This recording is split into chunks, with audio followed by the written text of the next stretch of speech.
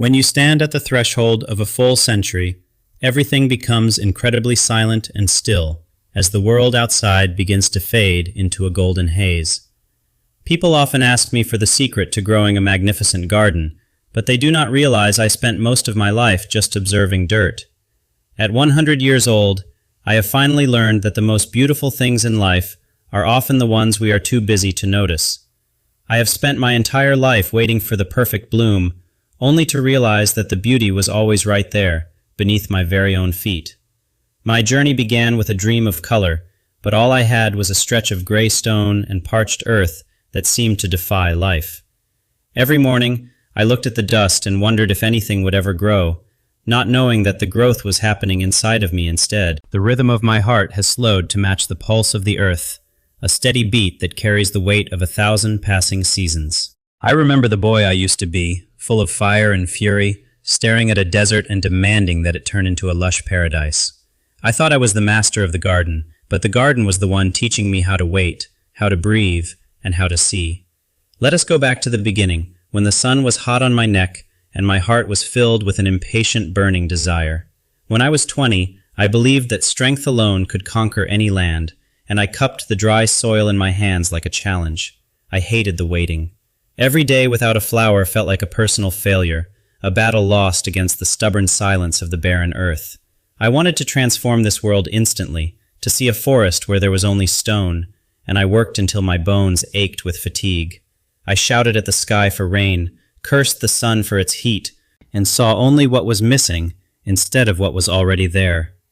The wind carried away my hopes, and the dust filled my eyes, but I refused to give up on my dream of a perfect garden.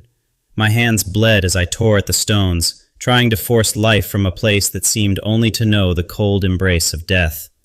I was at war with nature, thinking that if I just worked harder and faster, I could make the flowers appear through sheer force of will. I did not understand that a garden is not built, it is grown. I was trying to build a heaven on a foundation of resentment. The nights were the hardest, sitting in the dark and feeling the weight of the emptiness around me, wondering if I was just wasting my life. Every time a seed failed to take root, I felt a piece of my heart wither along with it, lost in the shadows of doubt. Yet, something kept me there. A quiet voice whispered that if I stayed long enough, the land, and I would eventually find a common language. I vowed to stay until the end, even if it took 100 years to see a single petal unfold in the middle of this desert. 10 years passed, then 30, then 50. The seasons blurred into a long cycle of waiting, watching, and learning the rhythm of the changing tides. My hair turned the color of the winter frost, and my movements became slower, matching the patient pace of the trees I had planted years ago. I stopped shouting at the clouds and started listening to the rain. I learned that the water knows exactly where to go if you let it.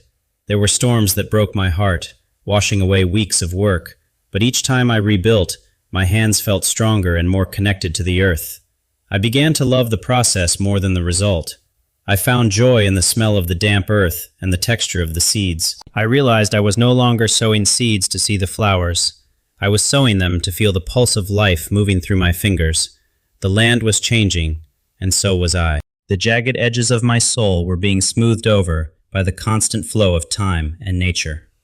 Every morning was a conversation with the silence.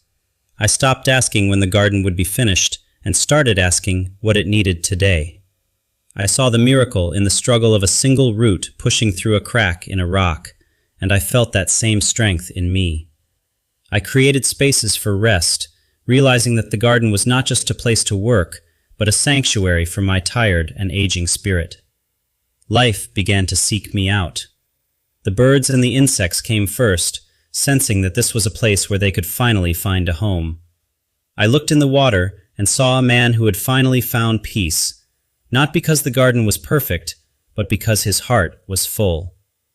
The sun sets on many years, but the light in my soul only grows brighter with every season that passes in this beautiful, quiet world. By 70, I learned to see the universe in the smallest things.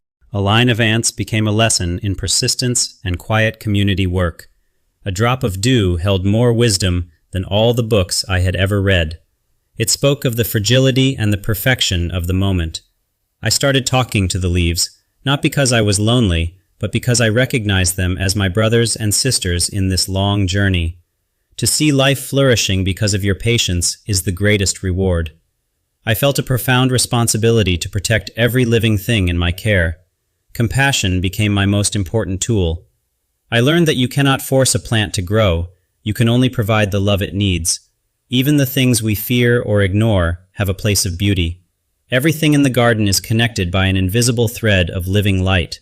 I spent my days tending to the details, knowing that the health of the whole garden depended on the well-being of the smallest, humblest leaf. The animals knew I was no longer a conqueror. I had become a guardian, a quiet presence that belonged to the earth rather than over it. I learned to appreciate the ending as much as the beginning. The falling leaf is not a tragedy, it is a gift back to the soil. My skin became like the earth, and my breath became like the wind. I was no longer working in a garden, I was the garden. Many people pass through life looking for results, asking where the flowers are, while missing the beauty of the very act of caring for something.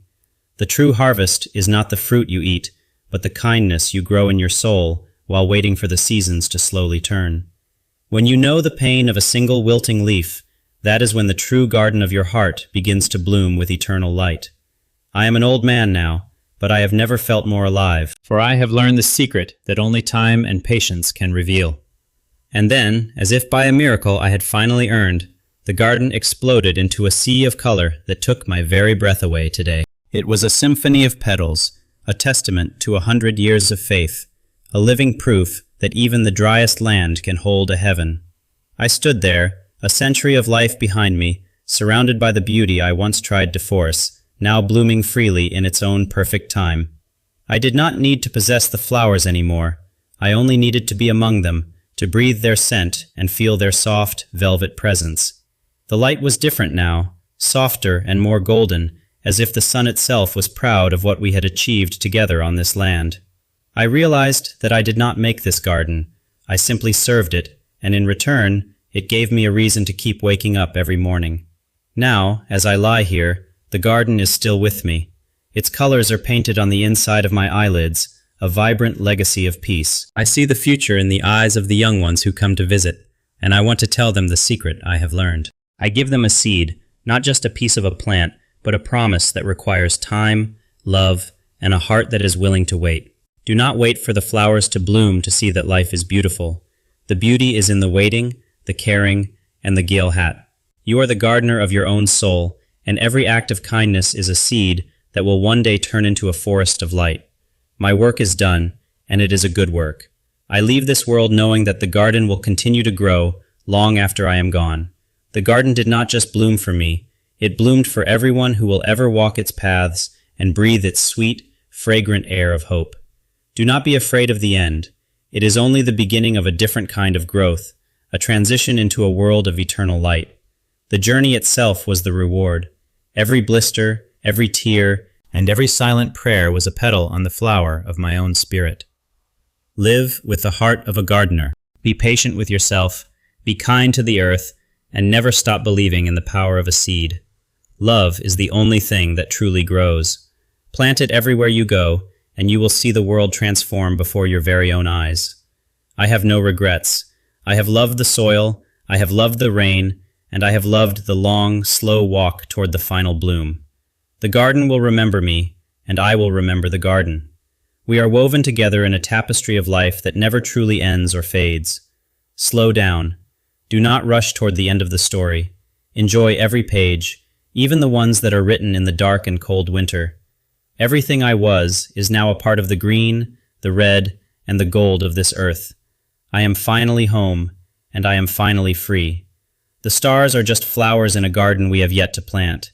Keep looking up, and keep digging down into the rich soil of life. A new story begins today. A new gardener takes his place, and the cycle of love and patience continues its beautiful and eternal dance of growth. Cherish every single moment you have. Do not wait for the perfect day to be happy. Make the day perfect by choosing to love it.